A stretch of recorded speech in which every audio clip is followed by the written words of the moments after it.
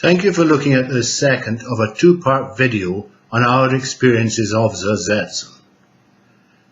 Just to quickly recap, in the first video we discussed what ZERSETZEN is and looked at some examples.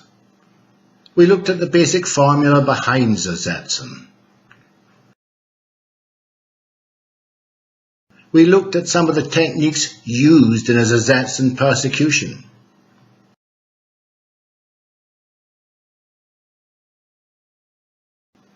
And you can see why ZERSETZEN is sometimes called no-touch torture. We looked at our experiences of the world of electronic spying and cyberbullying. In this second part of our two-part video on ZERSETZEN, we will discuss the cover-up that is so key to ZERSETZEN. We'll review what others have said about ZERSETZEN, and we'll look at actual slides used by a spy agency to train its operatives in ZERSETZEN. But ZERSETZEN starts with a cover-up. A shutdown of help. A cover-up conspiracy to pervert the course of justice by ensuring that there is never any proper investigation. Once the secret intelligence agencies are involved, people are scared to help.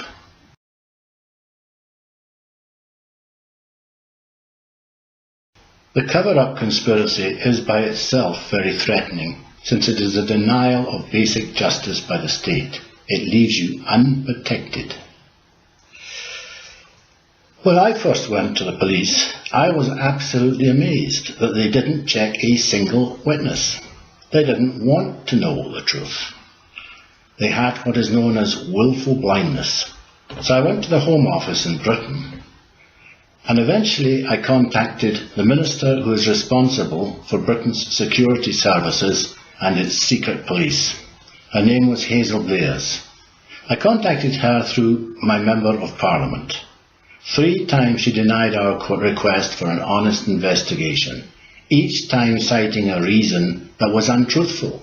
In fact, her 3 reasons are mutually exclusive, since they all contradict each other. The only thing she wanted to do was ensure there was never any investigation, as presumably her masters had told her. The minister was also chairman of then Prime Minister Blair's ruling Labour Party. When we came to Canada, much the same. Back in 2011, I brought my complaint against CSIS, Canada's intelligence organisation, to their oversight committee, the SIRC. While I had brought the complaint, I was getting intimidated and threatened by them just for having made the complaint. Indeed, the chairman of the SIRC was on record as having said on the radio that CSIS wouldn't do these things, this despite the fact that the Canadian press had reported to the contrary. Just a couple of weeks after the ridiculous statement by Dr. Porter, he was forced to resign from the Security Intelligence Review Committee under somewhat of a cloud, and subsequently under an even bigger cloud.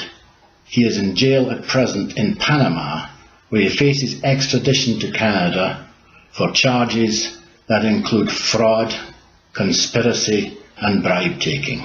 Such was the level of control over Canada's intelligence services. I also went through intermediaries to senior government ministers in Canada, and again, not a single witness has been checked. You can check the details yourself by going to my report Russell ZERSETZEN and looking at page 89 to 125 that specify the details of cover-up. It talks about the UK cover-up, section L. Under section M, it talks about the cover-up in Canada.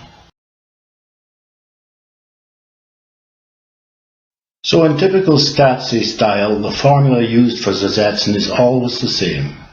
First to slander and character assassinate, then to threaten, intimidate and harass, then to cover up by ensuring no investigation takes place, then to say you're nuts when you complain about the cover-up. Stephen Knight writes in his book The Brotherhood, By setting up a situation that most people will think of as fantasy, these people can poison every part of a person's life. Many of the attacks in ZERSETZEN are not mere fantasy attacks or suggestions, but very real. Shots fired at someone in front of witnesses, for example, or recorded death threats, or a car smashing one's porch to bits. These are all very real and very witnessed. It is a mistake of some to see ZERSETZEN as only a psychological attack. That's a part of it, particularly in its early stages, but it's only a small part of ZERSETZEN. In fact, most ZERSETZEN attacks are not psychological at all. Being harassed out of one's apartment, having one's children threatened, or having a motorbike driven at one, that's very real. The psychology behind ZERSETZEN is not in fooling the citizen who is the target victim, but in fooling the general public into the mistaken belief that nothing much is happening.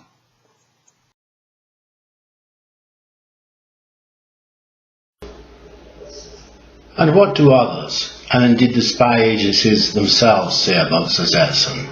Well, there's quite a lot of information actually. I've written a report called ZERSETZEN Some Precedents, which lists 25 precedents of where ZERSETZEN has happened to others. Nothing to do with me, but from Nobel laureates, former spies themselves who've turned into victims of ZERSETZEN, senior newspaper reporters, and many others. Their history is interesting. It's so similar to my own, and you can check most of it out for yourself on the internet. And then there is the press. ZERSETZEN is the terminology used by the UK's The Sunday Times in their article Lies, Threats and Whistleblowers, in which journalist Liam Clark wrote about the use of ZERSETZEN by UK intelligence, saying that he had come across it, I'll quote him, many times. And Canada's Globe and Mail published an article referring to the persecution of innocent citizens in Canada, calling it D&D, and saying, lacking a case, CSIS, that is Canada's intelligence agency, disrupted suspect's life. Check out the word D&D, as it is commonly used to describe ZERSETZEN techniques. Indeed, years ago the Church Committee of the United States Senate, inquiring into what it called Cointelpro, another name for ZERSETZEN, referred to the illegal use of disrupt and discredit, i.e. D&D techniques, to persecute innocent citizens, saying, and I'll quote them, vicious tactics have been employed. But what do our intelligence agencies say themselves? Well, recently Edward Snowden leaked training material used by the UK's GCHQ intelligence organisation that was marked top secret. No wonder they wanted it kept secret, since the material demonstrates that UK intelligence is training their staff in the use of ZERSETZEN. Look at some of the documentation for yourself. Here are some slides used in their training programme. JTRIG is a department of GCHQ. GCHQ is the cyber, electronic, signals arm of British intelligence. You'll notice on this training slide that they have used that they're talking about disrupting, degrading, deceiving people. That is not the language of an intelligence operation, but of a secret police. You'll also note that they have shared this slide with other members of the Five Eyes intelligence community. And pushing boundaries they certainly are, with slides showing how to discredit a company, stop deals, or ruin business relationships, set up honey traps, and the 4 Ds again: deny, disrupt, degrade, deceive, online covert action with the intent of achieving this: create cognitive stress, physiological stress, affective stress. If one can achieve all that, one will have destroyed the victim entirely. Note the reference to the 4 Ds and its relationship to the D&D reported in Canada and the D&D disrupt and discredit techniques unearthed by the Church Committee. As we see from the slides, there is no doubt that UK intelligence is training its staff in ZERSETZEN and sharing this training programme with others in the Five Eyes intelligence community. Indeed, in Canada, in 2006, before the Parliamentary Standing Committee on National Security and Defence, Mr. Jack Hooper, then Deputy Director of CSIS, Canada's intelligence agency, describing a particular case, said that as there was not sufficient evidence to proceed with charges, they moved, and I'll quote him, they moved quickly into a diffuse and disrupt mode.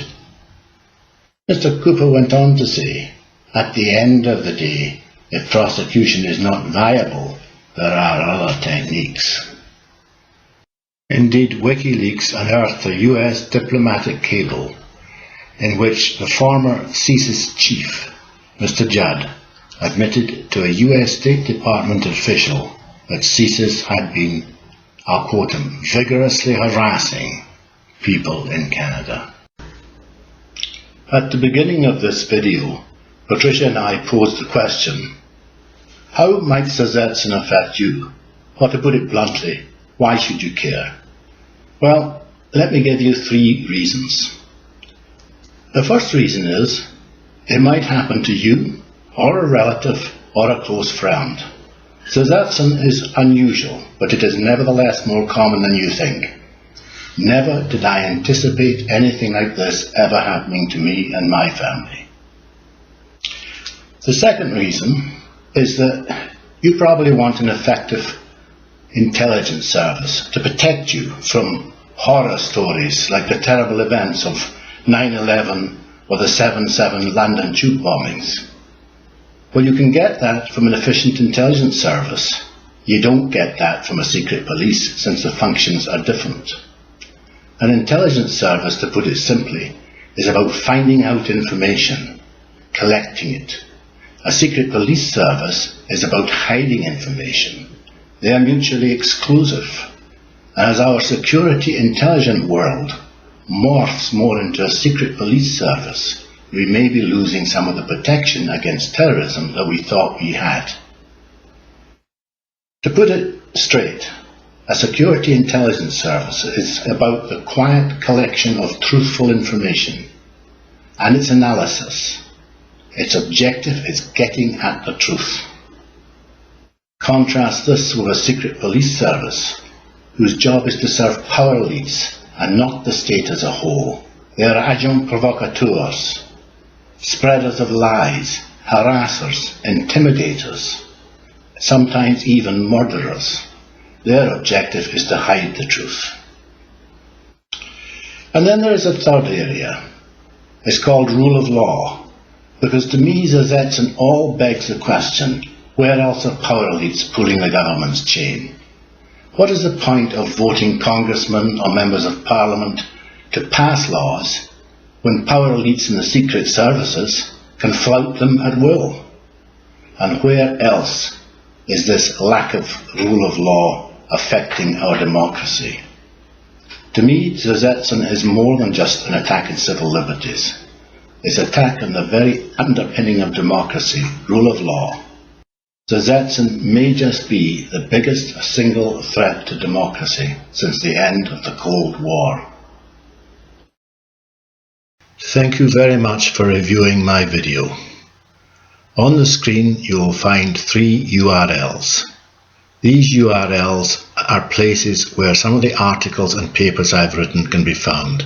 They can also be found by using search engines on the internet. May I just draw to your attention 2 of my papers that are referred to in this particular video. One of them is the paper, the 125-page paper, Russell ZERSETZEN. It is a blow-by-blow account of what has happened. It shows the various incidents, the level of proof, and the details of the cover-up conspiracy. Over 120 of the incidents are supported by corroborative evidence. Thank you very much for viewing it.